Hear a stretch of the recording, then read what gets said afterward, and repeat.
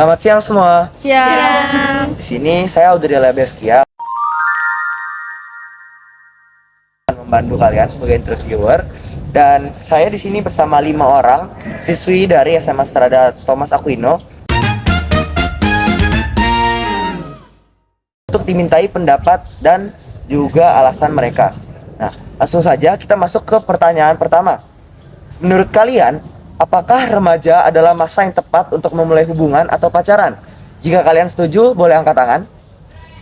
Oke, dimulai dari yang setuju. Kenapa kalian bisa setuju? Menurut saya kenapa kita setuju itu karena remaja itu emang masa-masa pubertas kan, jadi kayak mereka bakal suka sama lawan gender. Jadi emang wajar kalau ada pacaran dan segala macamnya. Gitu. Oke, dari yang setuju mungkin ada tambahan? Kan di sekolah kita ketemu banyak orang kan, kayak ada cowok ada cewek. Nah pasti ada cowok yang ada lah yang punya perasaan ke kita, jadilah perasaan jadi muncul dari pacaran kan. Jadi ya remaja wajar aja sih kalau pacaran. Oke, baik. Mungkin dari yang tidak setuju ada alasan dan pendapat?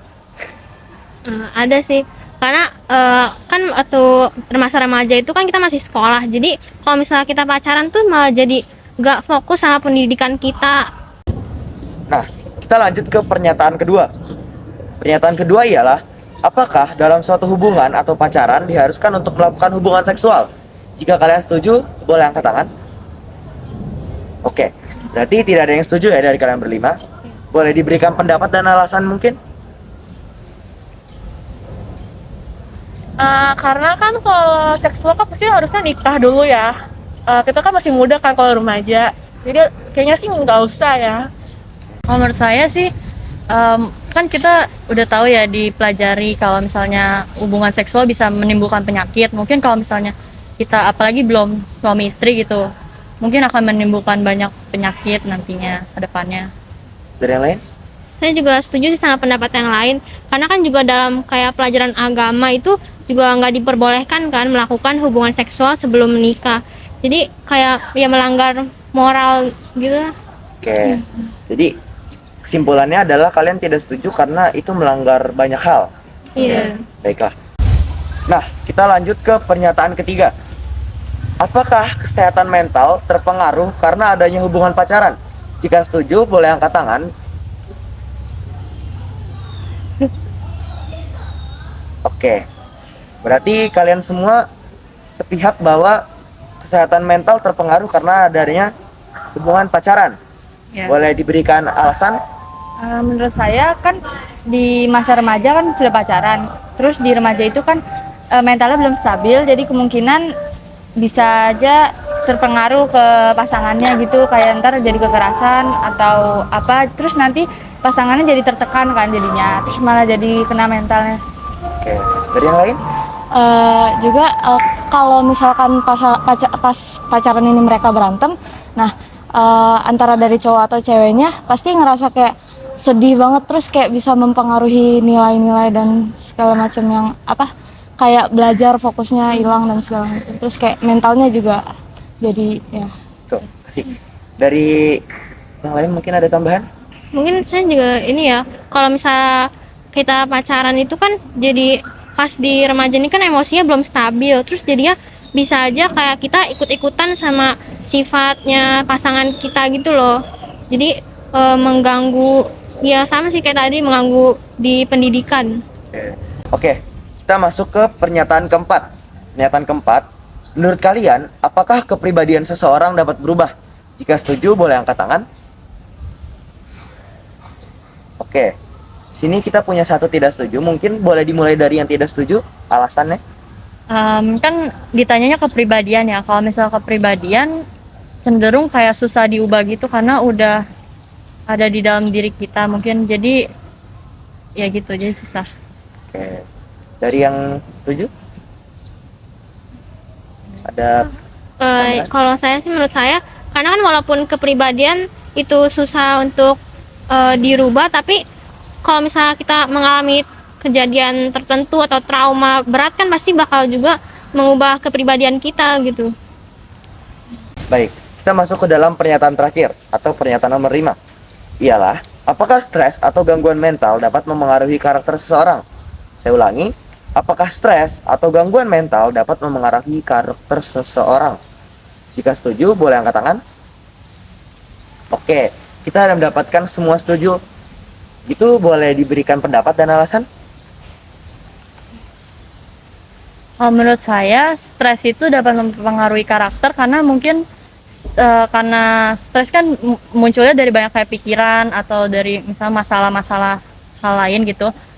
Nah, mungkin karakter seseorangnya bisa jadi yang darinya baik, mungkin dia mikir gimana orang lain bertindak kepada dia, jadi dia mengikuti.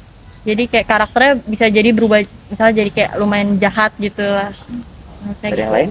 Ini saya juga mau menambahkan, jadi kan kalau stres itu kan pasti kita jadi ada misalnya tiba-tiba emosinya tuh berubah-berubah, terus jadi kayak gampang gugup, deg-degan gitulah. Terus jadinya makanya kita jadi apa? Tertutup. Iya, lebih tertutup sama orang lain juga. Dari narasumber lain mungkin ada tambahan? Terus ya kan pikirnya kacau kan pikiran, jadi kayak nggak bisa terlalu mikir terlalu bagus gitu, dia agak berantakan gitu pikirannya. Dan itu dapat memengaruhi karakter seseorang. Iya. Baiklah. Oke, kita akan lanjut ke sesi 2. Di mana sesi 2 ini kita akan memainkan permainan, yaitu adalah kuis siapa cepat dia dapat.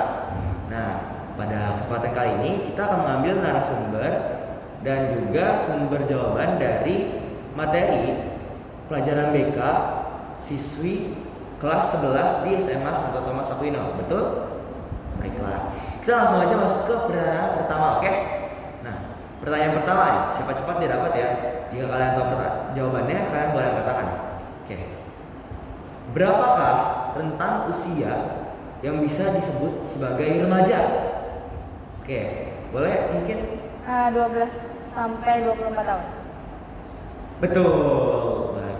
Oke, boleh diberi tepuk tangan mungkin. Kita langsung masuk ke pertanyaan kedua. Ini tetap siapa cepat dia dapat ya. Oke, pertanyaan kedua. Sebutkan 4 kepribadian menurut Socrates. Boleh? Melankolis, sanguinis, pragmatis, dan koleris. Betul sekali. Boleh dijelaskan mungkin? Yang kamu tahu aja deh. Gak tahu? Oke, gak apa-apa. Kita langsung lanjut ke pertanyaan ketiga. Oke, dan ketiga nih, siapa cepat dia dapat ya. Sebutkan 4 kecerdasan manusia. Boleh? Bisa?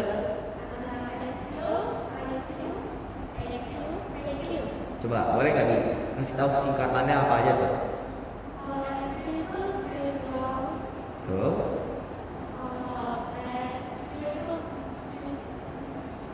Betul. Ada IQ. Betul. Dan yang terakhir IQ. Boleh kali kita tanya dulu. Apa tuh IQ tuh? Apa? Oke, betul. Tepuk tangan dulu dong. Nah, kita masuk ke pertanyaan selanjutnya. Ini masih siapa cepat dia dapat ya. Sebutkan 6 emosi dasar yang ada pada manusia. Oke, lah, cuma satu nih, boleh. Ada rasa bahagia, sedih, marah, jijik, takut, terkejut. Betul sekali. Coba, kalau boleh tahu nih, kira-kira 6 emosi itu ada nggak sih di diri kalian? Ada sih. Kalau dalam kehidupan sehari-hari, kira-kira 6 emosi itu selalu keluar atau enggak? Tergantung situasi. Tergantung ya, berarti tidak selalu 6 emosi itu keluar, tapi sudah pasti 6 emosi itu ada di dalam manusia. Oke, kita masuk ke pertanyaan terakhir nih. Siapa cepat dia dapat? 3 jenis hormon yang akan muncul saat seseorang jatuh cinta. Boleh?